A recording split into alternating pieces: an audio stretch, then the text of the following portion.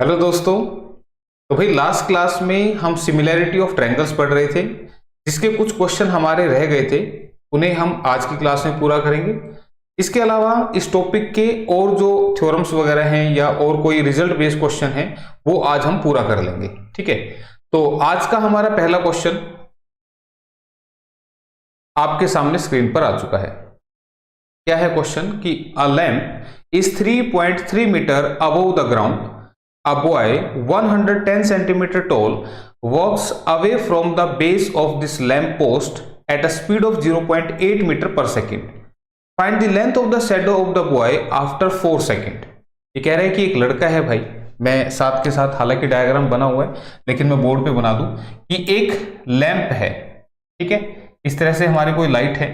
ठीक है, ये हमारा ग्राउंड लेवल है और एक लड़का है जो यहां से चलना शुरू करता है और वो जो लड़का है, लड़का बना लेते हैं भाई। ठीक है, हंसना मत भाई, कोई लड़का है। ठीक है, ये लड़का है।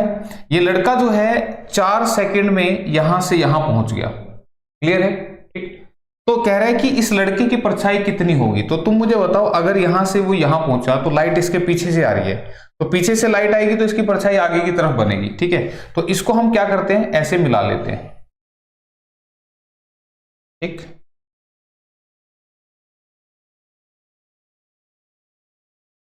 ये हमने इसको मिला लिया। ठीक है भाई, ये जो लड़का है इसको आपने ध्यान रखना, अभी तो मैंने लड़का बनाया, इसको आगे मैं स्ट्रेट लाइन बनाऊंगा अभी। ठीक है, पहले तो ये लिख लेते हैं, ये कितना है, ये 3.3 मीटर है। ठीक है, इसके सेंटीमीटर बनाएंगे तो आप क्या करोगे, ये 3.3 मीटर था, इसके सेंटीमीटर बनाने के लिए आप इसको 100 से मल्टीप्लाई कर दोगे। ठीक है, पॉइंट हटेगा, नीचे 10 लगेगा, तो ये कितना बन गया, आप कहेंगे ये बन गया हमारा 330 मीटर, सॉरी सेंटीमीटर। ठीक है, मीटर से हमने सेंटीमीटर बना लिया, डायरेक्ट लिख सकते थे आप। फिर अब मुझे बताओ, ये जो लड़का है, इस लड़के की हाइट, अब मैं इसको यहां से लड़के को हटा के सीधा एक लाइन खींच दे रहा हूं। ठीक है, ये लड़के की हाइट जो है वो है 110 सेंटीमीटर, 110 सेंटीमीटर ये हाइट होगी। क्लियर? तो ये लड़का 0.8 मीटर पर सेकंड की स्पीड से चल रहा है, तो 4 सेकंड बाद वो यहां से कहां पहुंच गया होगा, यहां पहुंच गया होगा। तो 1 सेकंड में 0.8 मीटर चल रहा है, तो 4 सेकंड में कितना चलेगा, 0.8 इंटू 4 यानी कि 3.2 मीटर। क्यों भाई, 4 सेकंड में 0.8 इंटू 4 3.2 मीटर ये चल पड़ेगा। तो उसने पूछा कि इसकी शेडो कितनी लंबी होगी, तो शेडो तो इधर बनेगी, मैंने बताई भी थी। ये जो शेडो होगी ये इसकी कितनी लंबी होगी, तो इस शेडो को हम क्वेश्चन मार्क की जगह एक्स लिख लेते हैं भाई। ठीक है, ये हमने एक्स मान ली कि ये कितनी लंबी होगी, ये पूछ रहे हैं। ठीक है, तो अब देखो यहां पे, यहां सिमिलैरिटी का कंसेप्ट लगेगा। कैसे? आप देखो, इस छोटू ट्रायंगल में और इस पूरी बड़ी ट्रायंगल में क्या ये एंगल कॉमन है? बिल्कुल, दोनों में आ रहा है भाई, ये इस छोटी में भी आ रहा है और ये बड़े वाली में भी आ रहा है। यहां पे ये बिल्कुल सीधा जूम किया तो ये 90 डिग्री आ रहा है, ये 90 डिग्री भी आ रहा है। ठीक है भाई, तो हमने पढ़ा था कि अगर किसी ट्रायंगल के 2 एंगल इक्वल हों तो तीसरा जो है वो ऑटोमेटिकली इक्वल होता है, यानी कि ये जो एंगल बच गया ये इसके इक्वल ही होगा। क्लियर है भाई, यहां तक बात समझ में आई? तो अब देखो, हमें सिमिलैरिटी लगानी है, तो कैसे लगाएंगे? सबसे पहले देखो, यहां छोटी ट्रायंगल में इसके सामने क्या आ रहा है, तो तुम कहोगे 110 आ रहा है। कितना आ रहा है, 110। बड़ी ट्रायंगल में इस सिंगल के सामने क्या आ रहा है, तो तुम कहोगे ये पूरा आ रहा है, जो कि कितना है, 330। ठीक है, इक्वल टू, अब हमें निकालनी है ये वैल्यू, तो डबल लाइन के सामने छोटी ट्रायंगल में कितना आ रहा है, एक्स। ठीक है भाई, क्लियर है? और बड़ी ट्रायंगल में डबल लाइन के सामने कितना आ रहा है, ये पूरा। ध्यान रखना, कभी इसकी जगह ये लिख दो, ये पूरा ही तो आ रहा है। ये कितना है, 3.2 प्लस में एक्स, दिस इज 3.2 प्लस में एक्स। यहां 0 से 0 उड़ा, 11 से ये 3 पे उड़ा, क्रॉस मल्टीप्लाई कर दो तो 3 into x 3x equal to 3.2 plus में एक्स। ये एक्स इधर आएगा तो माइनस हो जाएगा, तो कितना बनेगा, 2x। 2x इक्वल टू 3.2 और x की वैल्यू कितनी आएगी, इसको 2 से डिवाइड कर दो, कितना आएगा, 1.6। तो 1.6 मीटर लंबी जो होगी वो उसकी शेडो की लंबाई होगी। ठीक है, तो कंसेप्ट किसका लगा, सिमिलैरिटी का। कॉन्ग्रुएंस ऑफ ट्रायंगल्स भी होता है, लेकिन ज्यादातर क्वेश्चन सिमिलैरिटी के आते हैं, वहां तो थ्योरेटिकल क्वेश्चन बनते हैं। तो ये बात आप ध्यान रखना। तो आंसर एक बार देख लेते हैं। 1.6 मीटर। क्लियर है सभी को क्वेश्चन? तो इसी के साथ भाई अगले क्वेश्चन की तरफ बढ़ते हैं। नेक्स्ट क्वेश्चन आपका, हाँ जी, देखो भाई क्या है क्वेश्चन।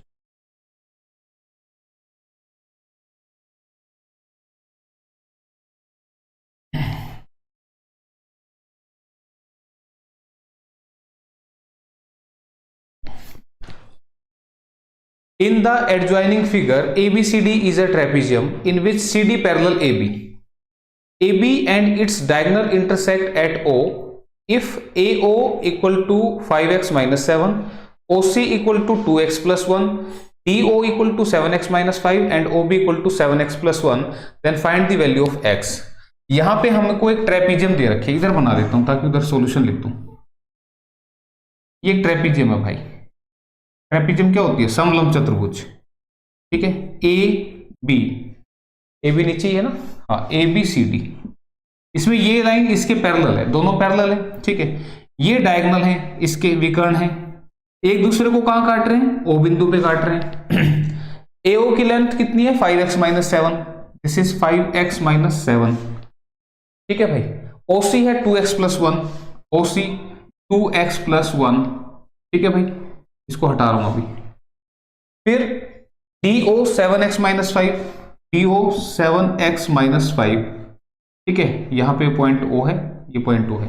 और last OB 7x plus 1, OB 7x plus में 1, ये हमें दे रखा है, ठीक है भाई। अब ये दे रखा है तो तुम यहां पे देखो, इन दोनों ट्रायंगल्स की साइड हमें पता है। एक तो छोटे वाले ट्रायंगल की साइड हमें पता है और इस बड़े वाले ट्रायंगल की साइड हमें पता है। तो हम इसको सिमिलर लेके चलेंगे। कैसे? तुम देखो, ये वाला एंगल इसके बराबर होगा, बिल्कुल बराबर होगा। क्यों बराबर होगा? क्योंकि वर्टिकली अपोजिट, ठीक है, शीर्षाभिमुख कोण है। इसके अलावा यहां पे अगर ये लाइन इसके पैरेलल है, जैसे कि इसने बोला कि DC पैरेलल AB, अगर ये दोनों पैरेलल हैं तो जितना एंगल यहां बनेगा उतना एंगल यहां तो बनेगा। तो इसको डबल कर लो ताकि पहचान हो जाए, ठीक है। बताया था ना भाई कि अगर दो पैरेलल लाइंस को एक ट्रांसवर्सल लाइन काटती है तो अल्टरनेट इंटीरियर एंगल बराबर होते हैं। जितना ये होगा उतना ये होगा, तो जितना ये होगा उतना ये होगा, ठीक है। सिमिलरली जितना ये होगा, अगर दो एंगल इक्वल हो गए यहां पे तो तीसरा तो ऑटोमेटिकली इक्वल होने वाला है, ठीक है। तो तीनों हमारे यहां पे इक्वल आ गए। तो अब यहां पे हम सिमिलैरिटी लगाते हैं। हमें क्या बताना है? यहां पे x बताना है, और x की वैल्यू जो है ना वो हम ऑप्शन भी लिख लेते हैं। इस क्वेश्चन के जो ऑप्शन है, x is 1, 2, 3 and 4, these are option इस क्वेश्चन के लिए, ठीक है। तो अब देखो यहां पे तुम छोटे वाले ट्रायंगल हो, किसी को भी ले सकते हो, इसको लो, इसको लो, किसी को भी ले सकते हो। तो मुझे बताओ, डबल के सामने इसमें क्या आ रहा है? डबल के सामने इसमें आ रहा है 2x प्लस 1, ये छोटू ट्रायंगल में आ रहा है। तो डबल के सामने इसमें कितना आएगा? 5x minus 7।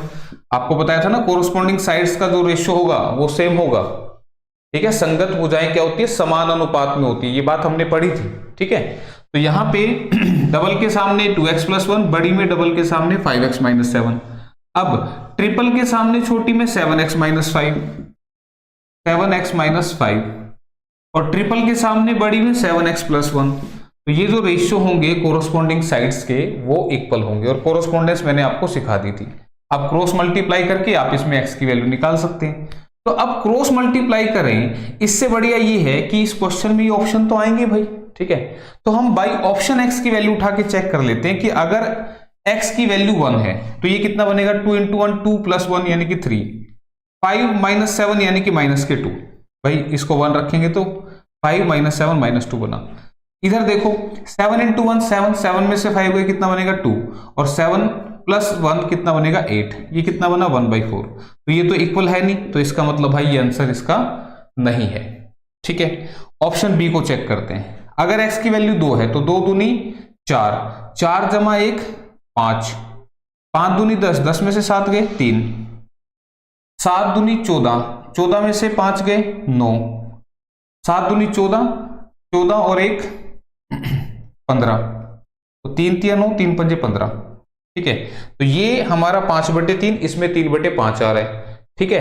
तो इस तरीके से आप इसको चेक करते रहे। तो इसमें ये आ तो रहा है पर उल्टा आ रहा है। चलो कोई नहीं, एक बार बाकी ऑप्शन चेक कर लेते हैं।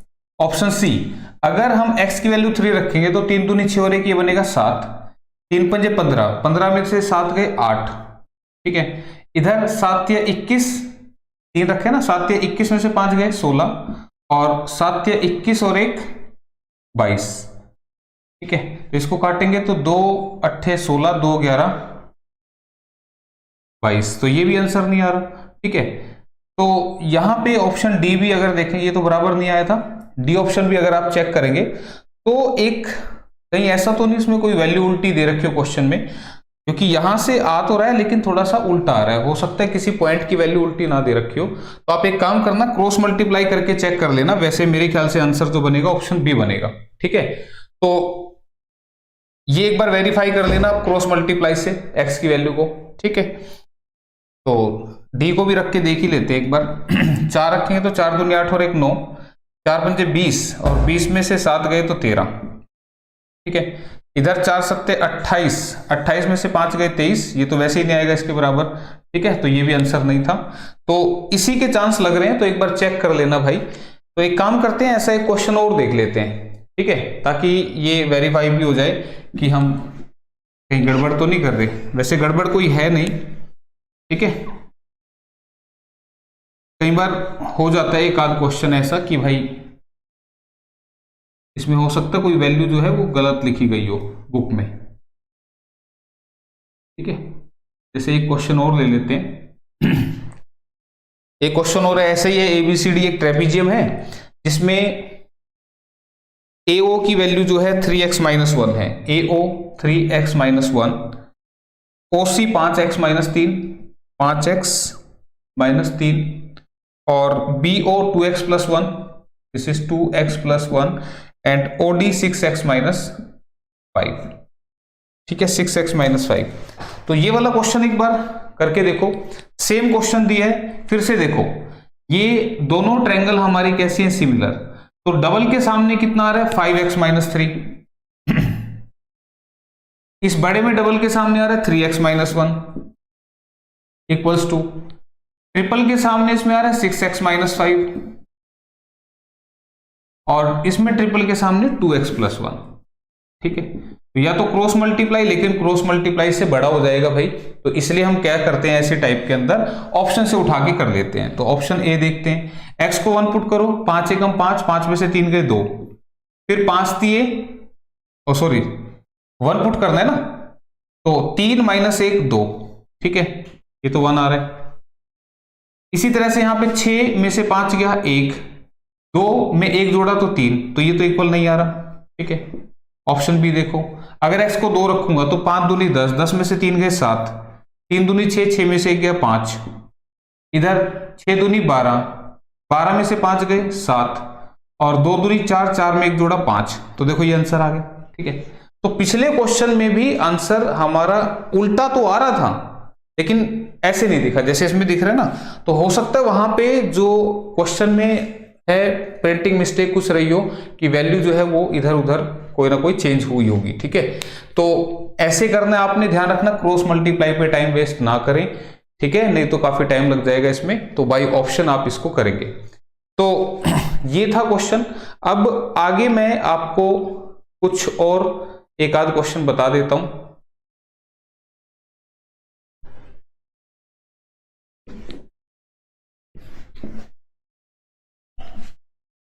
सिमिलैरिटी के ही हैं कुछ एक क्वेश्चन। जैसे मान लो यहां पे एक राइट एंगल ट्रायंगल है, ये एक समकोण त्रिभुज है, ठीक है, that this is A, B and C. ये ए पे राइट एंगल है, ठीक है, ए पे 90 डिग्री बना रही है। तो यहां पे अगर मैं इससे, इस राइट एंगल वर्टेक्स से, यानी कि ए से इस हाइपोटेन्यूज पे, कर्न पे एक परपेंडिकुलर डालता हूं, ठीक है, और मान लो इसका नाम है डी, ठीक है। तो अगर मैं ये परपेंडिकुलर इस पे डालता हूं तो यहां पे हमारे पास टोटल 3 ट्रायंगल बन चुकी है। ध्यान दो, एक ट्रायंगल तो जो हमारी ओरिजिनल थी, ठीक है, ये तो थी। इसके साथ ही जैसे मैंने परपेंडिकुलर डाला, एक ट्रायंगल ये बन गई और एक ट्रायंगल ये बन गई, 2 ट्रायंगल ये बन गई। ठीक है, तो टोटल हो गई 3 ट्रायंगल। तो ये तीनों ही ट्रायंगल आपस में क्या होंगी, ये आपस में सिमिलर होंगी। मैंने क्या बोला, फिर से सुनो, 1, 2 और ये पूरी बड़ी ट्रायंगल आपस में क्या होंगी, सिमिलर होंगी। तो यहां से रिजल्ट बनेगा वो मैं आपको बताऊंगा, लेकिन पहले एक बार देख लो यहां पे ये बनी कैसे सिमिलर। आप मुझे बताइए, एक एग्जांपल से समझाता हूं। मान लो इस बड़ी ट्रायंगल के अंदर ये एंगल मेरा 30 है, ध्यान से सुनना ये बात। इस बड़ी ट्रायंगल के अंदर ये मेरा 30 है, ये 90 है, तो फिर ये कितना बचेगा, तुम कहोगे 60 बचेगा। इसमें तो कोई दिक्कत वाली बात नहीं है भाई, इसमें कोई रट्टा नहीं मारना, ठीक है। 30 और 60 90 और 90 180। अब बात करो इस छोटी ट्रायंगल की। इस छोटी ट्रायंगल में ये 90 है, ये 60 है, 150 हो गया, तो फिर ये कितना बचा, 30 बचा। क्यों भाई, 30 बचेगा, क्लियर है। तो अब इस ट्रायंगल में आ जाओ, इस ट्रायंगल में ये तो 90 है ही, ये तो 90 है, ये 30 है, तो फिर ये कितना बचेगा, 60 बचेगा, क्लियर है। तो यहां से मैं आपको क्या समझाना चाह रहा था, देखो 30 वाली लाइन को ना डबल कर लेते हैं ताकि पता लग जाए कि डबल वाली 30 की है। अब तुम देखो छोटी ट्रायंगल में कौन कौन से एंगल आ रहे हैं, 90 60 30। इस छोटी ट्रायंगल में 90 60 30 आ रहे हैं। इस वाली में देखो 90 30 60, इसमें भी आ रहे हैं। और बड़ी ट्रायंगल में भी देखो 30 90 60, तीनों आ रहे हैं। तो मैं यहां पे कह सकता हूं कि कौन सी ट्रायंगल, सबसे पहले बड़ी लेते हैं, बड़ी वाली का नाम ले लेते हैं ABC, ABC। और ध्यान रखना आपका सीक्वेंस सेम रहना चाहिए। सीक्वेंस कैसे, इसमें पहले कौन सा लिखा हमने, 90 एंगल वाला। देखो A पे क्या है, 90 है, B वर्टेक्स पे कितना है 60 और C वर्टेक्स पे कितना हमारा 30, क्लियर है। तो ABC जो है वो ट्रायंगल, अब छोटी में लिखो, ये छोटी में देखो 90 किस पे है, D पे है, फिर 60 किस पे है, B पे है, और 30 किस पे है हमारा, A पे है, ठीक है। ये क्या होगी, सिमिलर होगी। फिर अब तीसरे वाली और लिख दो ट्रायंगल, 90 किस पे, D पे, 90 के बाद 60 A पे, तो DAC, ठीक है। ये बात तुम्हें अगर समझ में आ गई तो अब मैं इस चीज को, ये वैल्यूज मिटा के बना रहा हूं। आप देखेंगे यहां पे ये डबल लाइन वाले एंगल हैं, ये सिंगल वाला है, ये भी डबल वाला था, ठीक है। इसको भी ऐसे डबल कर लेते हैं, ये डबल, ये भी डबल, ये सिंगल वाला, ये सिंगल वाला, ठीक है। और ये 90 90 तो है, ठीक है। तो अब यहां से एक रिजल्ट मैं बना के दिखा रहा हूं, बाकी को मैं तुम्हें साथ के साथ याद करवा दूंगा। ये तीनों ट्रायंगल आपस में कैसी हैं, सिमिलर हैं। तो अब देखो याद कैसे करना है आपने चीजों को, पहले रिजल्ट बनाते हैं। आप देखो यहां पे मैं इस ट्रायंगल की बात कर रहा हूं, किसकी बात कर रहा हूं, DAC की बात कर रहा हूं, DAC की बात कर रहा हूं। तो मुझे बताओ डबल लाइन के सामने कौन सी आ रही है, डबल के सामने कौन सी आ रही है, तुमने कहा AD आ रही है। डबल के सामने कौन सी आई, AD, ठीक है, इसके सामने ली। अब छोटी ट्रायंगल में पहले हम इन दो ट्रायंगल की बात कर रहे हैं, ठीक है, इसकी और इसकी बात कर रहे हैं। तो अब इस छोटी ट्रायंगल में डबल के सामने कौन सी आ रही है, तो तुमने कहा DB आ रही है। DB लिख लो या BD लिख लो, बात बराबर ही है, ठीक है भाई। ध्यान दो, डबल के सामने इस ट्रायंगल में कौन सी आई, AD, डबल के सामने इस ट्रायंगल में कौन सी आई, BD, ठीक है, इसका काम हो गया।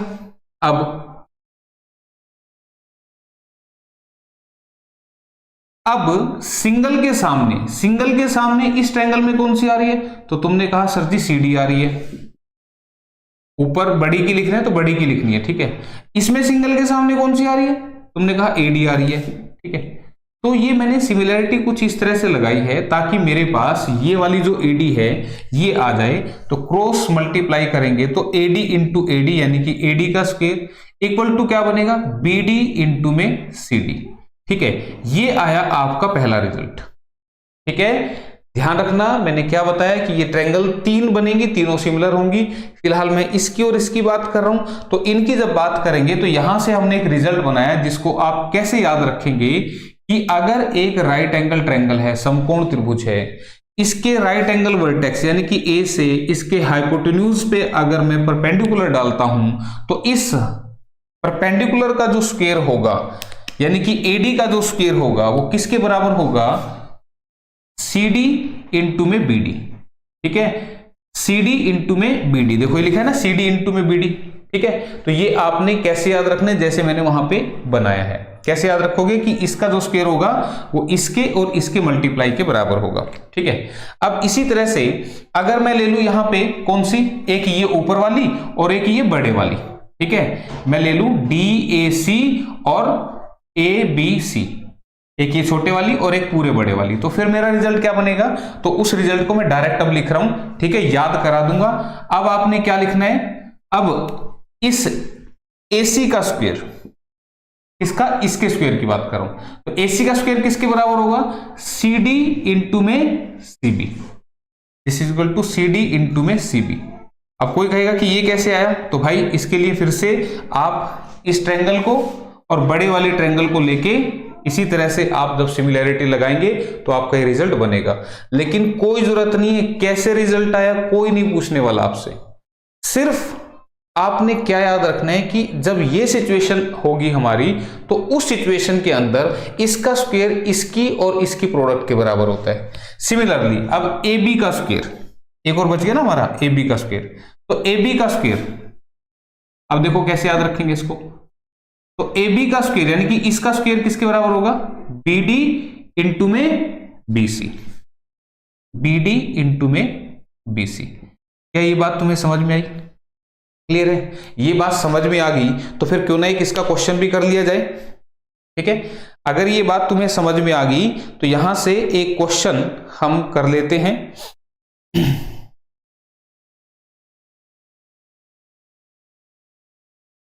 ये आप नोट कर लेना, एक क्वेश्चन मैं इसी में करवा दे रहा हूं। जैसे मान लो क्वेश्चन इस तरह से आएगा आपका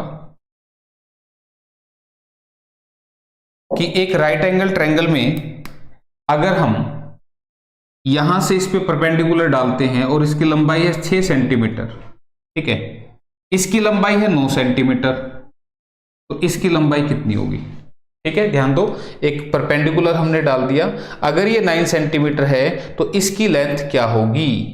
ठीक है, तो आपको रिजल्ट कैसे याद रखना है, आपको पता है कि इसका जो स्क्वायर होता है, 6 का जो स्क्वायर होता है वो किसकी प्रोडक्ट के बराबर होता है, इसकी और इसकी प्रोडक्ट के बराबर, यानी कि 9 इंटू एक्स के बराबर। ठीक है, तो 36 बराबर है 9 इंटू में एक्स, 9 से कटा 4 पे और एक्स की वैल्यू क्या आ गई 4।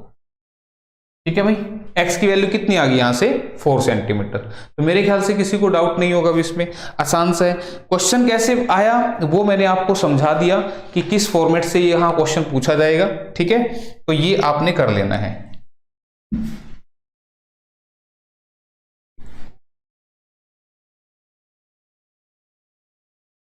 तो मेरे ख्याल से सिमिलैरिटी का कंसेप्ट अब आप लोग लगा लेंगे यहां पे, इसमें कोई दिक्कत नहीं आने वाली है। इसके साथ ही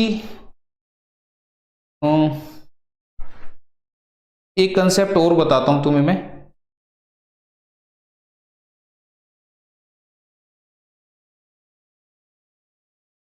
अगला जो कंसेप्ट है ना आपका, जैसे मान लो ये हमारी एक लाइन है जिस पर हमने क्या किया, एक राइट एंगल ट्रायंगल बना ली इस तरह से। ठीक है, ये मान लो A B C है।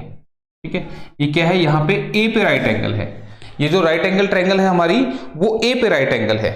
ठीक है, इसी तरह से इसी बेस पे, बेस कौन सा BC, इसी बेस पे हमने एक और राइट एंगल ट्रायंगल बना ली, ये वाली। ठीक है, और इसका नाम रख लेते हैं D। ठीक है भाई, ये राइट एंगल ट्रायंगल बना ली और ये एक दूसरे को कट कर रही है कहां पे, P पॉइंट पे। ठीक है, एक दूसरे को कहां कट कर रही है, P पॉइंट पे। तो यहां से आपने रिजल्ट याद रखना है क्या, कि AP into PC, AP into में PC equal to AP into में PC equal to PD into में PB। ठीक है भाई, AP इंटू में ये, यानी कि इन दोनों का जो प्रोडक्ट होगा वो इन दोनों के प्रोडक्ट के बराबर होगा। कैसे आया, वही सिमिलैरिटी लगेगी। सिमिलैरिटी लगा लेना तो तुम, ये वर्टिकली अपोजिट हो गए, ये एंगल इसके बराबर है, दो बराबर हुए तो तीसरा ऑटोमेटिकली बराबर होगा। ठीक है, और सिमिलैरिटी के हिसाब से आप यहां पे इसको कर सकते हैं। ठीक है, क्लियर है यहां तक? तो इस तरीके से आप बना लेना भाई, जो भी इसको बनाएगा। तो अब यहां पे इसके बाद एक छोटा सा और बता देता हूं क्वेश्चन। अगर कई बार क्या होता है, उस जो आपकी बुक में क्वेश्चन है ना, उनमें तो प्रूव करने के लिए पूछे होते हैं, लेकिन उसी का ना क्वेश्चन बना देते हैं। कैसे क्वेश्चन बना देते हैं, जैसे मान लो कह दिया कि ये एक लाइन सेगमेंट है, एक लाइन है, एक लाइन ऐसे खींच ली हमने, एक लाइन ऐसे खींच ली, ठीक है। इधर से मिला दिया हमने इधर बेस में, और इधर से मिला दिया हमने इधर पे, ठीक है भाई, क्लियर है। इसको हमने बोल दिया x है, इसको हमने बोल दिया y है, और ये जहां पे मिली ना, इसको हमने बोल दिया z है, ठीक है। और ये तीनों ही परपेंडिकुलर है भाई, ये सीधे सीधे तो परपेंडिकुलर है ये। तो यहां से आपने क्या याद रखना है, जब ऐसी बनेगी तो यहां पे बेसिकली क्या होगा, देखो एक तो ये वाली ट्रायंगल ली जाएगी, ये वाली ट्रायंगल ली जाएगी, एक ये वाली ट्रायंगल ली जाएगी, ठीक है। और सिमिलैरिटी का कंसेप्ट यहां पे लगाया जाएगा। तो सिमिलैरिटी का कंसेप्ट जो भी लगेगा, तुम बस इस फोटो को पहचान कर लो, और फोटो को पहचान कर ली तो रिजल्ट याद रखना 1/x plus 1/y equal to 1/z के होता है। 1/x plus 1/y equal to किसके होगा, 1/z के। क्लियर है, ये रिजल्ट याद रह जाएगा आपको। और यहां से आपसे इस z की वैल्यू भी पूछ सकता है। अब देखो क्वेश्चन कैसे बनाएगा, इसकी वैल्यू दे देगा, इसकी वैल्यू दे देगा, और कहेगा इस z की वैल्यू क्या होगी, ठीक है। तो आप z की वैल्यू कैसे कैलकुलेट करोगे, आप इसका एलसीएम लोगे, कितना आएगा xy, ऊपर क्या आएगा y प्लस x को या x प्लस y करो, this is y plus x equal to 1/z, और यहां से z की वैल्यू क्या आएगी, दिस इज xy अपॉन में x प्लस y। तो आप इसको ऐसे याद रख सकते हो, ठीक है। z इज इक्वल टू दोनों साइड का प्रोडक्ट बटे में दोनों का टोटल। और ये सब कहां से आया, सिमिलैरिटी से आया, मैंने आपको समझा भी दिया है, ठीक है। तो आप इनको ना याद रख लेना, ठीक, क्लियर है। और एक छोटी सी चीज रहेगी यार, वो जो पीछे जो मैंने इससे पहले जो बताया था ना, उसमें जैसे यहाँ पे BC थी, एक राइट एंगल हमने यहां बनाई थी A के नाम से, एक हमने यहां बना ली थी ये D के नाम से, है ना। तो जो रिजल्ट बताया था, इनको ऐसे आगे बढ़ा के ना ट्रायंगल भी बना सकता है, ये ऐसे ट्रायंगल भी बना सकता है। अगर ऐसे ट्रायंगल में भी तुम्हें ऐसे दिखे ना ये परपेंडिकुलर, बोले कि भाई यहाँ पे C से हमने इस पे परपेंडिकुलर डाल दिया, B से हमने इस पे परपेंडिकुलर डाल दिया, और ये P पे इंटरसेक्ट कर रहा है, तो भी रिजल्ट वही रहेगा, PA into PC, PA into में PC equal to PB into में PD, ठीक है। ये जब बताना याद नहीं रहा भाई, थोड़ा सा इनकी पहचान कर लो भाई, जितने रिजल्ट याद मैं कह रहा हूं कि उतने क्वेश्चन फास्ट होंगे, ठीक है। तो ये ध्यान रखना है आपने, क्लियर यहां तक। तो अब ये अगर समझ में आ गया आप लोगों को, रिजल्ट सेम ही। और ये मत सोचना कि सर उसमें AP इंटू में PC लिखा हुआ था, भाई AP करूं या PA करूं बात तो बराबर है, यहां से यहां तक आऊं या यहां से यहां तक जाऊं, बात तो बराबर ही है ना, ठीक है। ये बात मैं तुम्हें बता रहा था।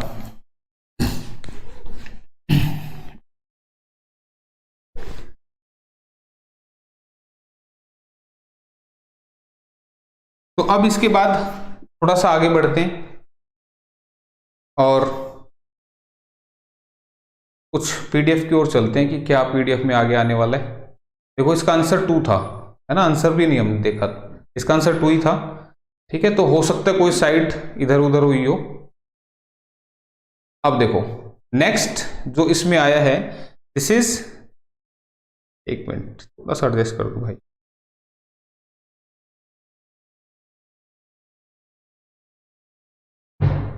ये हमारी क्या है, बेसिक प्रोपोर्शनैलिटी थ्योरम, या इसका नाम थेल्स थ्योरम, दोनों ही सेम है, ध्यान रखना। बेसिक प्रोपोर्शनैलिटी थ्योरम कही जाए या थेल्स थ्योरम कही जाए, दोनों का मतलब सेम है, ठीक है। कहीं पता लगा क्वेश्चन में आ गया BPT थ्योरम, और आपको कि BPT थ्योरम कौन सी होती है, B stand for basic, P stand for proportional and T stand for theorem. कह रहा है if a line is drawn parallel to one side of a triangle to intersect the other two sides in distinct points, then the other two sides are divided in same ratio।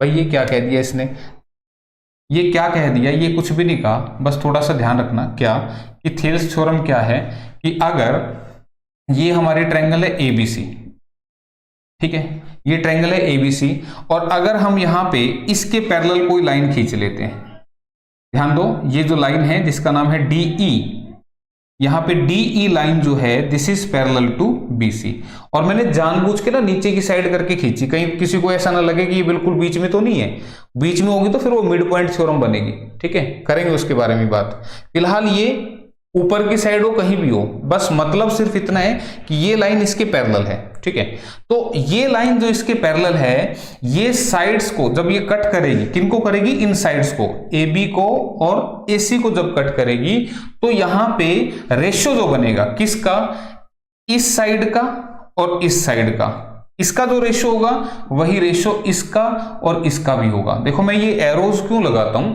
So that कि आप चीजों को समझें कि कैसे याद रखना होता है उनको लंबे समय तक। मैंने कहा कि अगर ये लाइन पैरेलल है तो ये जहां पे D और E इसको कट करेंगे, इस साइड को, दोनों को, ठीक है, तो यहां से AD अपोन में BD, AD अपोन में BD लिखो DB लिखो कोई फर्क नहीं पड़ता, वही होगा रेशियो जो AE अपोन में CE का होगा। ठीक है, AE अपोन में CE का जो रेशियो होगा। ये बात समझ में आई, ये पहला रिजल्ट समझ में आया तुम्हें। अच्छा, अब इसमें और क्या क्या पॉसिबिलिटी हो सकती है, क्या मैं इन AB और AC के और भी रेशियो बना सकता हूं? तो बिल्कुल, मैं कहूंगी कि बिल्कुल भाई हम और भी रेशियो बना सकते हैं। तो कैसे बना सकते हैं, मैं कहूंगा कि AB अब की बार मैंने क्या ले लिया पूरा, AB बाई AD, ये भी तो बन सकता है भाई रेशियो। इसी तरह से AC बाई AE, ठीक है, डिजाइन समझते रहे ना, AB by AD equal to AC by AE। ये ध्यान रखना, पहले इसमें बड़े वाली लिया ना AB, तो इसमें बड़े वाली लेनी है AC। ठीक है, फिर AD और AE, क्लियर है, ये दूसरा बन गया। ठीक, ऐसे क्या और भी रेशियो बनाई जा सकती है, बिल्कुल बनाई जा सकती है। कि मैं कह दूं कि यार एक काम करूं कि इस बड़े वाली में ना अब की बार ये नहीं, ये ले दूं, ये वाली ले दूं।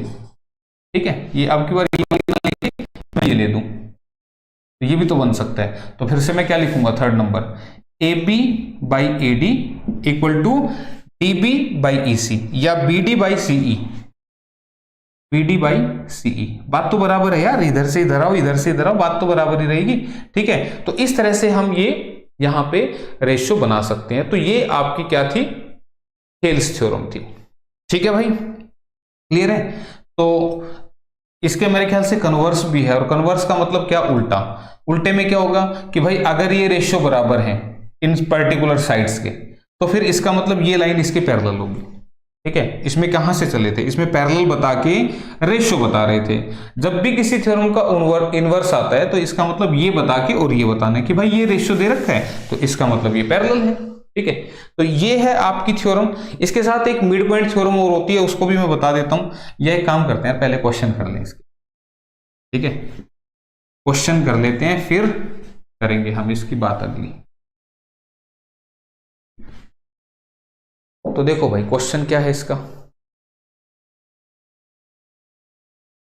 देखो कन्वर्स ऑफ थेल्स थ्योरम भी है, लिखा हुआ है, कह रहा है if a line divides any two sides of a triangle in the same ratio. देखो जैसे मैंने बोला था ना कि लाइन अगर सेम रेशियो में डिवाइड करती है then line must be parallel to the third side. ठीक है, वो तीसरी साइड के पैरेलल होगी। ये बस इसका उल्टा है। ठीक है, अगर रेशियो सेम है तो लाइन पैरेलल होगी, और लाइन पैरेलल है तो रेशियो सेम होता है, बस ये बात थी।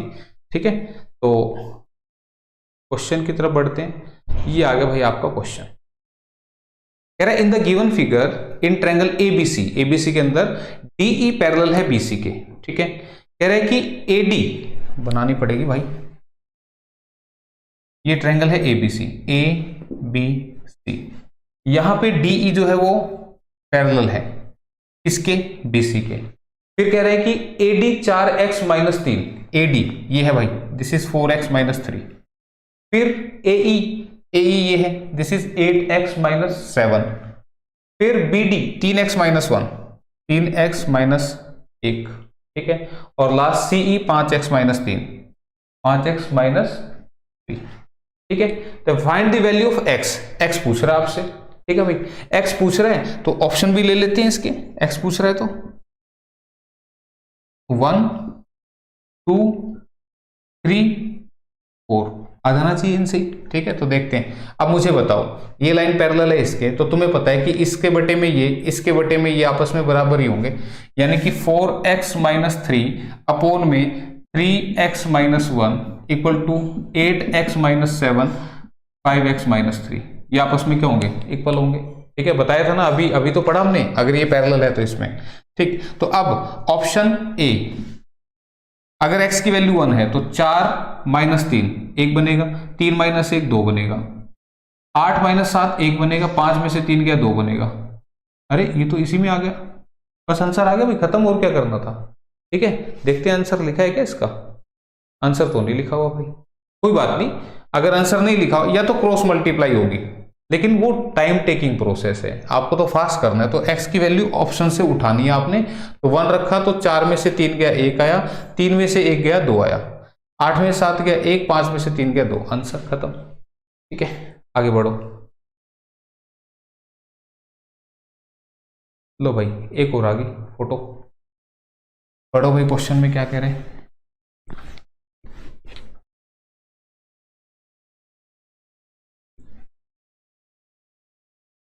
In the given figure MN parallel AB, MN और AB पैरेलल है, BC 7.5, AM 4 centimetre, MC 2 centimetre, find the length of BN। अब देख लेते हैं भाई, पहले तो फोटो बनाएंगे ऐसा। ठीक है,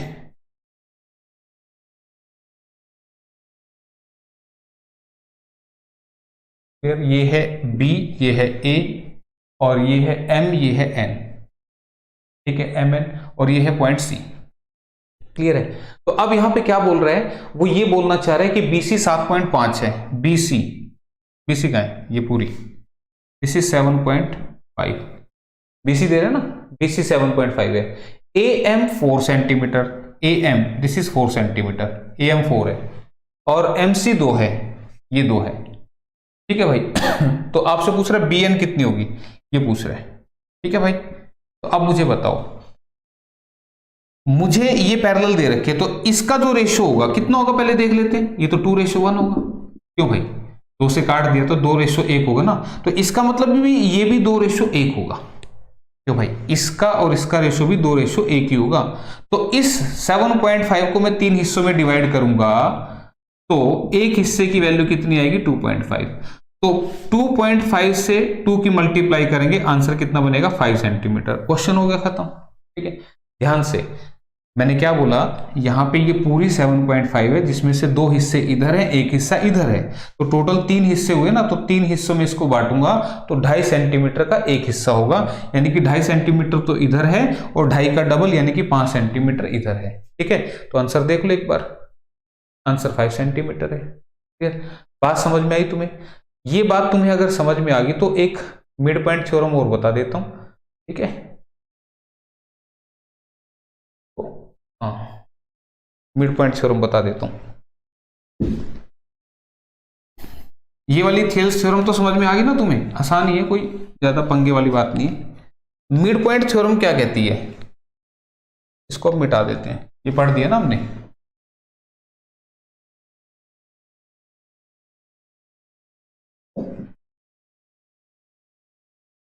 mid point theorem, mid point theorem, ये थ्योरम क्या कहती है कि अगर हमारे पास कोई भी ट्रायंगल है, कोई भी ट्रायंगल, मैं किसी पर्टिकुलर ट्रायंगल की नहीं बात कर रहा, कोई भी ट्रायंगल, ये ट्रायंगल है ABC। ठीक है, अगर ये हमारी कोई ट्रायंगल है, तो मैं अगर AB का मिड पॉइंट ले लूं E is mid point of AB, और मैं AC का मिड पॉइंट ले लूं F। ठीक है, E and F are mid points of AB and AC respectively. ठीक है, E तथा F AB और AC के क्या है, मिड पॉइंट है।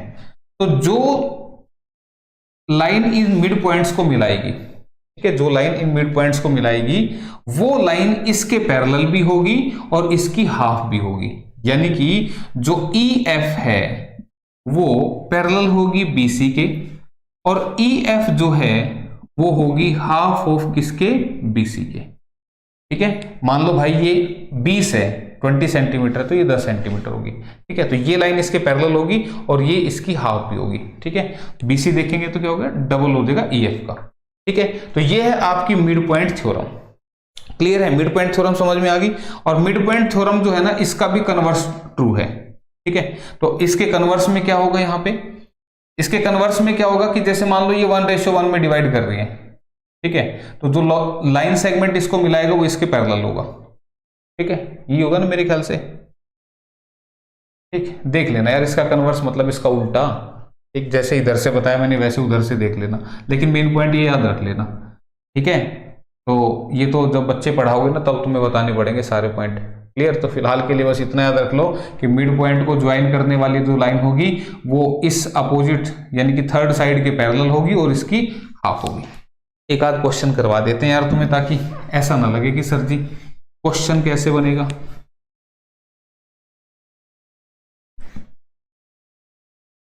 देखो क्वेश्चन क्या है इसमें, जैसे मान लो मैंने कह दिया कि हमारे पास एक ट्रायंगल है ABC। मैं शॉर्ट में समझा रहा हूं आपको। एक ट्रायंगल है ABC। ठीक है, एक ट्रायंगल ABC है जिसमें एक पॉइंट हमने ले लिया D जो AC पे है। D is mid point of AC। हमने एक पॉइंट लिया D जो कि AC का क्या मिड पॉइंट है। ठीक है, अब हमने इसको मिला दिया, ये हमने मिला दिया। फर्दर हमने क्या किया, इस AB का मिड पॉइंट ले लिया और इस AD का मिड पॉइंट ले लिया। ठीक है, और मान लो इसका नाम हमने रख दिया PQ। तो फर्दर मैं लिख रहा हूं P and Q are mid points of किसके, AB एंड AD। AB और AD के मिड पॉइंट है। ठीक है, सिमिलरली यहां BC का मिड पॉइंट ले लिया मैंने R और DC का मिड पॉइंट ले लिया मैंने S। इनको मिला दिया। ठीक है, इनको मिला दो भाई। R and S are mid points of BC and CD। Sorry भाई मैंने क्या बताया यहां पे, सबसे पहले तो D पॉइंट था जो इसका मिड पॉइंट था AC का। फर्दर इस हिस्से का मिड पॉइंट Q है, इस पूरे का मिड पॉइंट P है, इनको मिला दिया। इसी तरह से इसका मिड पॉइंट ये R है, इसका मिड पॉइंट S है। ठीक, तो मैं पूछना चाह रहा हूं यहां से PQ का रेशियो RS से कितना होगा। ठीक है, तो अब आप देखो यहां पे मान लो कुछ भी मान लो जो तुम्हें अच्छा लगे। मान लो मैंने ये 10 मान ली, ये 10 सेंटीमीटर मैंने ले ली। अगर ये 10 है तो मिड पॉइंट होने से ये 5 होगी। अभी तो पढ़ा है मिड पॉइंट थ्योरम में, ये 10 है तो मिड पॉइंट होने से ये 5 होगी। ठीक है, तो इसका मतलब यहाँ पे PQ और RS का रेशियो कितना बनेगा, 5:5 यानी कि 1:1। आंसर कितना बनेगा, 1:1। क्लियर है, मेरे ख्याल से तो कोई दिक्कत होनी नहीं चाहिए भाई इसमें। ठीक है, कुछ भी मान लेना जो तुम्हें अच्छा लगे। कोई कहेगी नहीं 10 ही क्यों मान रहे हो, 2 मान लो भाई। ठीक है, 2 मान लो, ये 1 हो जाएगी, ये 1 हो जाएगी। ठीक है, तो इस तरीके से आप कर लेना भाई।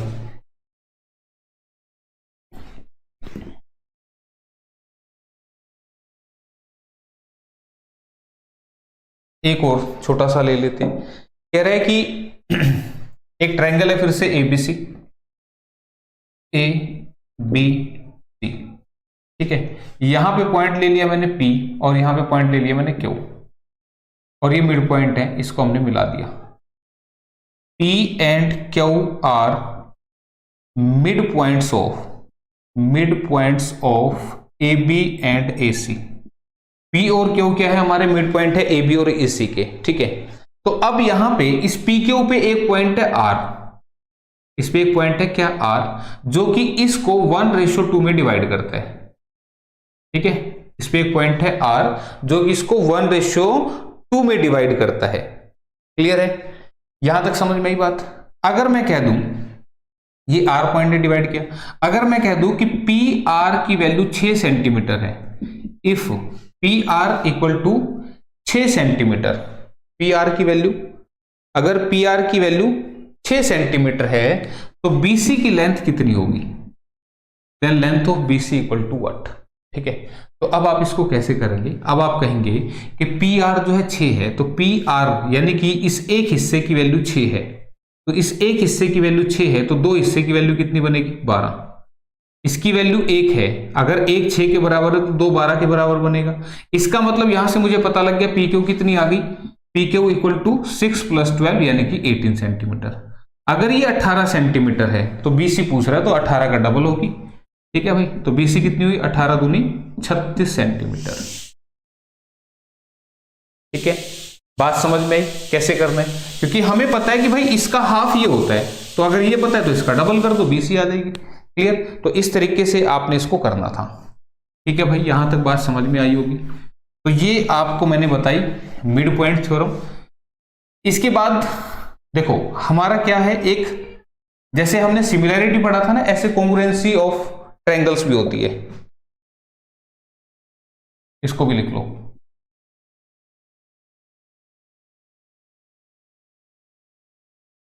CONGRUENCY, कॉन्ग्रुएंसी ऑफ ट्रायंगल्स, यानी कि त्रिभुजों की सर्वांग समता,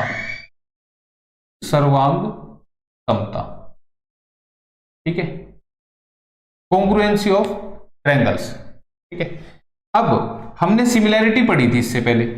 सिमिलैरिटी में मैंने बताया था कि दो ट्रायंगल सिमिलर कब होते हैं, जब उनकी शेप तो सेम हो पर साइज अलग हो सकता है। बताया था नहीं मैंने कि शेप तो सेम हो but size can be different, ये बात हमने की थी।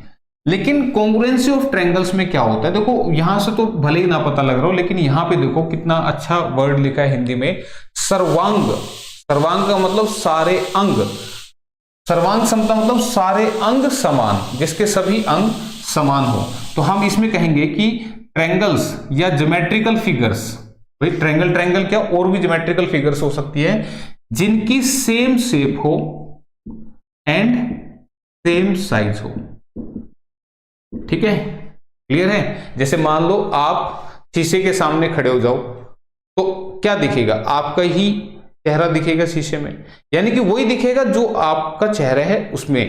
ठीक है, जितनी बड़ी नाक उतनी बड़ी नाक दिखेगी, जितने बड़े कान उतने बड़े कान दिखेंगे, सब कुछ वैसे ही दिखेगा। इसका मतलब क्या कि शेप भी सेम होगी और साइज भी सेम होगा।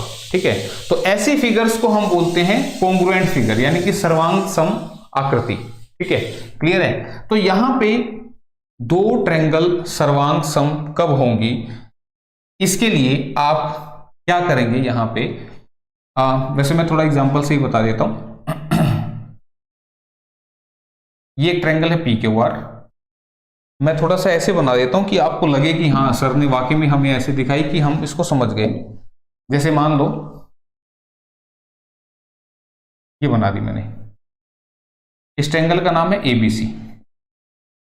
ठीक है, और एक ट्रायंगल मैंने बना दी, ये कोशिश करूंगा भाई मैं कि ऐसी बन जाए, ये भी थोड़ी बहुत रह जाए तो एडजस्टमेंट कर लेना।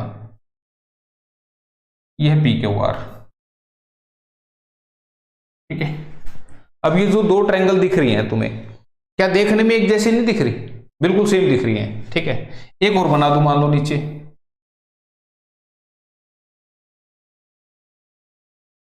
एक और बना दी मैंने नीचे। ठीक है, क्या ये तीनों ट्रायंगल सेम दिख रही हैं, बिल्कुल सेम है, बशर्ते कि इनकी ओरिएंटेशन बदल रखी है। ठीक है, ये इसकी चोंच इधर है, इसकी चोंच इधर कर ली हमने ये वाली। ठीक है, इसकी उल्टी कर दी यहाँ पे। ठीक है, इसको उठा के ऐसे खींच दिया, नीचे आ गई। तो कहने में क्या है, ये दोनों तीनों क्या है, सेम शेप की है और इनका साइज भी जो है वो सेम है। ठीक है, तो ये ट्रायंगल हमारी कैसी होती हैं, ये कैसी होती हैं, कॉन्ग्रुएंस होती हैं, सर्वांग सम होती हैं। ठीक है, तो अगर मैं देखूं यहां पे कि भाई ये दोनों ट्रायंगल को लिखेंगे क्या, कोरोस्पोंडिंग पार्ट्स लिखने हैं, यानी कि ए जो एंगल है इसमें वही एंगल पी है इसमें। ठीक है, पी जो एंगल है इसमें वही एंगल। अच्छा एक बात और भाई सुनो, क्या ये एक पॉइंट मैं तुमसे पूछना चाह रहा हूं कि क्या एंगल के बिहाफ पे कॉन्ग्रुएंसी बताई जा सकती है, कि क्या एक ट्रायंगल के तीन एंगल अगर दूसरे ट्रायंगल के तीनों एंगल के बराबर हों तो क्या वो कॉन्ग्रुएंट होंगी? तो जवाब होगा वो हो भी सकती हैं और नहीं भी हो सकती। यानी कि सिर्फ एंगल के बिहाफ पे हम चेक नहीं कर सकते कि वो हमारी कॉन्ग्रुएंट होंगी या नहीं होंगी। ठीक है, तो इस रीजन को मैं यहां से पहले ही हटा देता हूं। ठीक है, कभी पता लगा इसी को आपने कर लिया। ठीक, इसके लिए अब कैसे पता लगेगा ये दोनों जो हमारे ट्रायंगल हैं, मैं बता देता हूं इसमें कि ये दोनों हमारी कॉन्ग्रुएंट हैं या नहीं, हमें कैसे पता लगेगा। तो इसके लिए आप ये 1 2 3 4 और 5 ये 5 बातें चेक करते हैं। ठीक है, ये 5 बातें चेक करते हैं और ये 5 बातें क्या हैं, इनको याद करने का तरीका क्या है कि पहला है ट्रिपल एस। ठीक है, ट्रिपल एस। ट्रिपल एस का मतलब क्या होता है सबको मालूम होगा, this is side, side and side. ठीक है, यानी कि एक ट्रायंगल की तीनों साइड अगर दूसरी ट्रायंगल की तीनों साइड्स के बराबर हैं, ठीक है, यानी कि ये 3 है, ये मान लो 4 है, ये 5 है, तो इसमें भी ये 3 है, ये 4 है, ये 5 है। तो अब देखो जो साइड इसकी है वही साइड उसकी भी है, तो इसका मतलब फिर ये दोनों ट्रायंगल कैसी होंगी, ये कॉन्ग्रुएंट होंगी। यानी कि एक ट्रायंगल की तीनों साइड अगर दूसरी ट्रायंगल की तीनों साइड के बराबर हैं तो वो कॉन्ग्रुएंट होंगी। एंगल एंगल एंगल से वो कॉन्ग्रुएंट हो भी सकती हैं और नहीं भी हो सकती, इसलिए ट्रिपल ए को इसमें इंक्लूड नहीं किया जा सकता। ठीक है, किया जाता। क्लियर। तो अब आगे के पॉइंट कैसे याद रखेंगे, आगे याद रखना आपने सांस। सांस, सांस वर्ड सभी को पता है क्या होती है, ये वाली सांस नहीं, ये भी सांस होती है, ये सांस होती है, ये सांस। सांस किसकी, आशा की। सांस आशा की करे आस, कि भाई सांस आशा की करे आस कि बहू तू पढ़ ले ऐसा तो वैसे कम ही होता है कि बहू तू काम कर ले, क्योंकि सासुओं की बस एक ही वो रहती है कि हमारी तो बहू काम नहीं करती, बस सारा दिन पड़ी रहती है।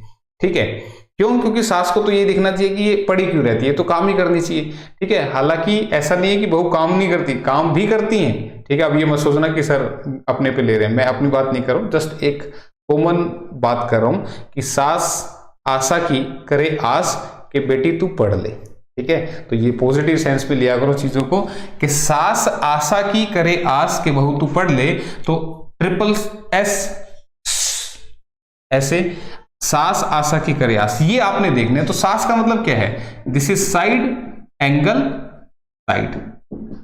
ठीक है, साइड एंगल साइड, यानी कि अगर किसी त्रिभुज की एक साइड उसके बीच का एंगल और दूसरी साइड, जैसे ये साइड और इसके बीच का एंगल ये छोड़ दी, ये साइड और इसके बीच का एंगल, इसमें भी एक साइड 3 हो 5 हो और उसके बीच का एंगल हो, तो ये दोनों साइड भी, अब तुम खुद सोच के देखो, ये 3 है ये 5 है, तो जो तीसरे वाली मिलेगी जितनी लंबी इसमें मिलेगी उतनी ही लंबी इसमें भी मिलेगी। इसका मतलब वो ट्रायंगल कैसी होंगी, हमारी कॉन्ग्रुएंट होंगी।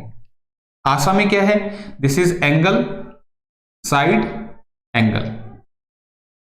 ठीक है, एंगल साइड एंगल। अब ये तो हमने पीछे भी पढ़ा था कि भाई अगर दो एंगल साइड एंगल, दो एंगल और उनके बीच की साइड, दो एंगल और उनके बीच की साइड अगर एक ट्रायंगल की दूसरे के बराबर है तो भी वो कॉन्ग्रुएंट होंगी। अब ये तुम खुद बुद्धि से सोच के देखो, अगर दो एंगल इक्वल हो गए, मान लो इसमें एंगल ये 60 है, इसमें एंगल 80 है।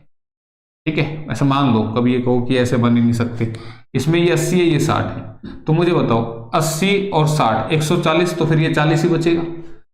60 80 140, तो फिर ये 40 ही बचेगा। तो जाहिर सी बात है दो एंगल इक्वल हुए तो तीसरा तो ऑटोमेटिकली इक्वल बनेगा, लेकिन ये साइड 5 इसमें होगी 5 इसमें होगी तभी तो एक जैसी बनेगी। पता लगा एंगल तो सेम ले ली और ये साइड ले ली 2 सेंटीमीटर और इसमें ले ली 5 सेंटीमीटर, फिर तो अलग अलग बनेगी, है ना। तो इसलिए दो एंगल उनके बीच की साइड। ठीक है, और इसी बात को अगले में भी बोला कि दो एंगल और कोई भी साइड, इसमें तो बीच की साइड है, इसमें कोई भी साइड, कि भाई ट्रायंगल के दो एंगल और कोई भी एक साइड अगर बराबर है तो भी वो कैसी होंगी, कॉन्ग्रुएंट होंगी। और तीसरा बचता RHS, ये तो लिख लोगे ना, एंगल एंगल साइड, लिख देता हूं भाई, कोई नोट्स बना रहा हो, एंगल एंगल साइड। ठीक है, और तीसरा है RHS which is right angle hypotenuse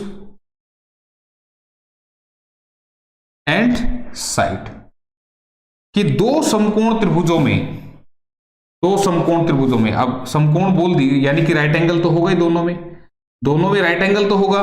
right angle होने के साथ एक हाइपोटेन्यूज दोनों को बराबर हो और कोई भी एक साइड बराबर हो तो वो दोनों ट्रायंगल भी हमारी कैसी होंगी, कोंग्रुएंट होंगी। ठीक है, मैंने क्या बोला कि राइट एंगल एक तो 90 डिग्री का हो, एक हाइपोटेन्यूज दोनों का बराबर हो और कोई भी एक साइड बराबर हो तो भी हमारी ट्रायंगल्स कैसी होंगी, कोंग्रुएंट होंगी।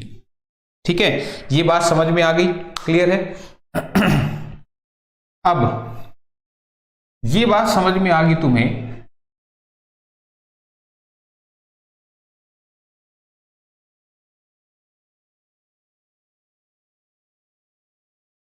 तो अब मैं क्वेश्चन तुम्हें दिखा देता हूं यार, एक मिनट।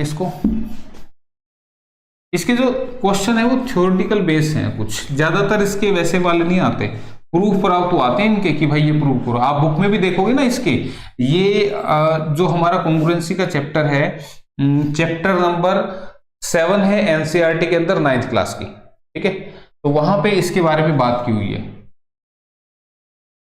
तो यहां पे अब जो क्वेश्चन है भाई, इसके एक बार क्वेश्चन देखते हैं कि कैसे आए इसके क्वेश्चन। जैसे ये क्वेश्चन आ गया, विच of the following is not a criteria for congruence of triangle, इनमें से कौन सा सर्वांग समता के लिए जो है वो नहीं होता।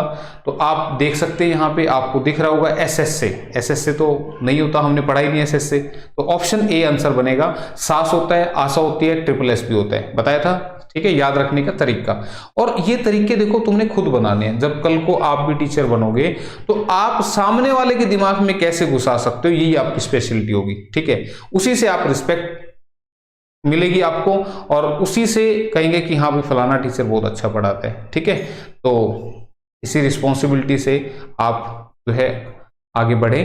ठीक है, और मैं तो कहूँगा भगवान करे कि सबकी नौकरी, जो भी तैयारी कर रहा है शिद्दत से कर रहा है, उसको नौकरी मिले। ठीक है, ऐसे है कि 2-4 दिन पढ़े और अपना जयराम जी की, ऐसे नहीं होता। तो ऑप्शन ए आंसर लगा लेना भाई इसका। इसी के साथ नेक्स्ट क्वेश्चन जो है हमारा कह रहा है कि if A B equal to Q R, B C equal to R P and C A equal to P Q, then which of the following holds. ठीक है, अब ध्यान दो यार, पिछले में मैं लिखना भूल गया, यहां पे ये जो साइन है ये वाला, ठीक है, ये जो साइन है ये कॉन्ग्रुएंसी यानी कि सर्वांग समता का साइन है। ठीक है, और जब दो ट्रायंगल्स कॉन्ग्रुएंट होंगे तो उनके कोरस्पॉन्डिंग पार्ट्स भी इक्वल होंगे। ये बात मैं बतानी भूल गया, तो फिलहाल ये क्वेश्चन आया तो पता लगा, तो बता भी देता हूं कि अगर यहां पे ये एक ट्रायंगल है, ये हमने बनाई थी एबीसी,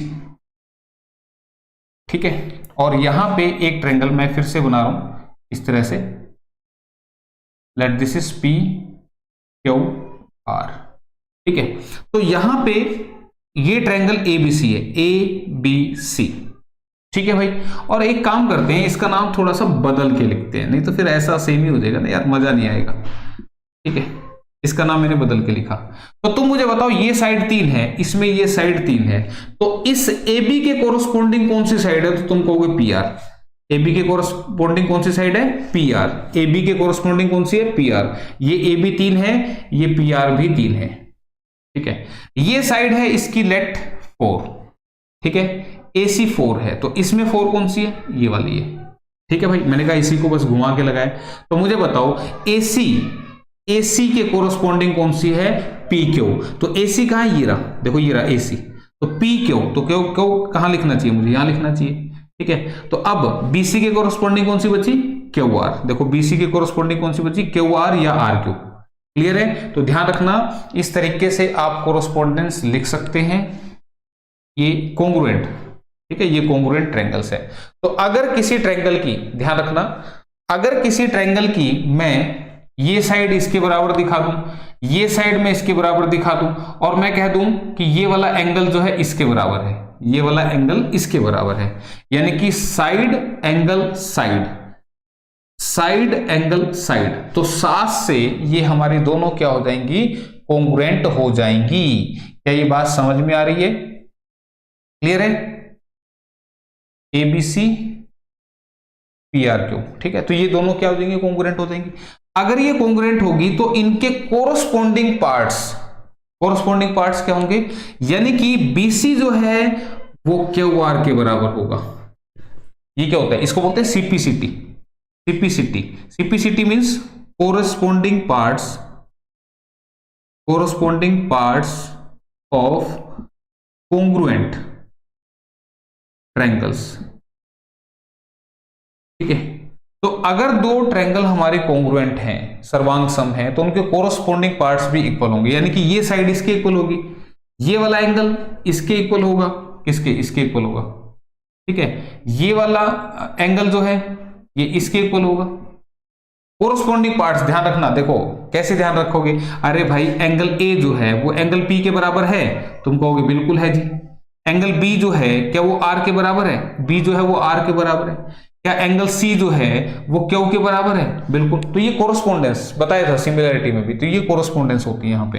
ठीक है, तो कोरस्पोंडिंग पार्ट जो है इक्वल होंगे, ये साइड इसके इक्वल होगी। ठीक है, तो ये आपको अगर समझ में आ गया तो अब ये जो क्वेश्चन आपके सामने आ रहा है कि A B equal to Q R, B C equal to R P and C equal to P Q, then which of the following holds. तो मुझे बताओ, पहले ए बी लिखा हुआ है और दूसरे में क्यू आर लिखा है, तो ऑप्शन ए में देखो पहले ए बी लिखा हुआ है और फिर क्यू आर लिखा है, तुम कहोगे नहीं यहाँ तो पी क्यू लिखा है, तो फिर ये कैसे कोरस्पोंडिंग पार्ट हुए, इसका मतलब ए बी जो है वो क्यू आर के बराबर इसमें नहीं दिखाई दे रहा, तो ऑप्शन ए आंसर नहीं है। ऑप्शन बी पे चलो, ए बी कहां लिखा है, देखो स्टार्टिंग में सी लिखा है, लास्ट में नहीं, ए बी देखना है ना, ए बी देखो, सी के बाद बी ए, मैं दिखाने की कोशिश करता हूं यहाँ पे। देखो ये क्या है, बी ए, ये दिख रहा है ए बी आपको दिख रहा है, A B equal to Q R, तो ए बी जो है वो क्यू आर होना चाहिए, तो देखो यहाँ पे क्यू आर दिख रहा है, बिल्कुल दिख रहा है भाई, इसमें पीछे आ रहा है ना ए बी, इसमें भी देखो पीछे आ रहा है। ठीक है, तो ए बी क्यू आर बिल्कुल सही है भाई, ये दोनों कोरस्पोंडिंग बना रहे हैं। फिर BC इक्वल टू आरपी, अब BC देखो कहां है, ये C है और ये B है, BC इक्वल टू आरपी, तो यहां पे देखो R और P होने चाहिए, लेकिन यहां तो P और Q आ रहे हैं, तो इसका मतलब ये दोनों आपस में क्या है, कॉन्ग्रुएंट नहीं है। थर्ड ऑप्शन पे चलो, थर्ड ऑप्शन पे देखो, यहाँ पे क्या कह रहा है, इसमें बोल रहा है ए बी कहां, देखो ये लिखा हुआ है A B equal to Q R, तो देखो इसके कोरस्पोंडिंग क्या क्यू आर लिखा है बिल्कुल भाई। अरे यहाँ पे ए बी लिखा हुआ है, पीछे में दो आ रहे हैं, तो इसमें भी पीछे में दो आ रहे हैं। फिर BC equal to R P, BC कहां है, देखो इसमें कहां है, B और C पहले नंबर पे लिखा है, BC इक्वल टू आरपी, तो इसमें भी पहला और लास्ट वाला देखो बिल्कुल BC इक्वल टू आरपी बन रहा है, ये भी कोरस्पोंडिंग लिखे हैं। फिर लिखा है CA equal to PQ, CA पहले दो पे लिखा है CA और लास्ट में लिखा है इसमें भी PQ पे, तो CA इक्वल टू PQ, ये भी हमारा सही चल रहा है। इसका मतलब ऑप्शन सी इसका सही जवाब है। ठीक है, तो आप ऑप्शन से ही देखें, बजाय अपने नुस्खे लगाएं, वो ज्यादा आसान रहेगा। बस ये देख लो कि पहले की जो दो लिखी हैं वही क्या दूसरे में भी उसी पोजीशन पे लिखी हैं, बस इससे आ जाएगा, तो फिर अब डी पे जाने की जरूरत नहीं है। क्लियर है, ये बात मेरे ख्याल से समझ में आई होगी सबको।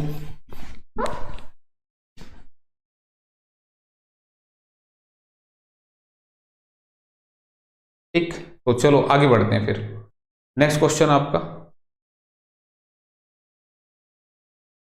नेक्स्ट क्वेश्चन कह रहा है विच इज ट्रू, इनमें से कौन सा सत्य है, कौन सा सही है। कह रहा है a triangle can have two right angles, भाई एक त्रिभुज में क्या दो समकोण हो सकते हैं, दो 90 डिग्री हो सकते हैं, नहीं हो सकते भाई, का टोटल तो फिर ज्यादा बढ़ा जाएगा। ठीक है, तीसरा एंगल फिर 0 डिग्री होगा, 0 डिग्री का मतलब पता है क्या होता है, लाइन के ऊपर लाइन। ठीक, तो फर्स्ट तो गलत है। A triangle can have two obtuse angle, भाई दो ऑब्ट्यूस एंगल यानी कि 90 से ज्यादा बड़े दो एंगल हो ही नहीं सकते, तो ये भी गलत है, एक ही होता है ऑब्ट्यूस एंगल उसमें।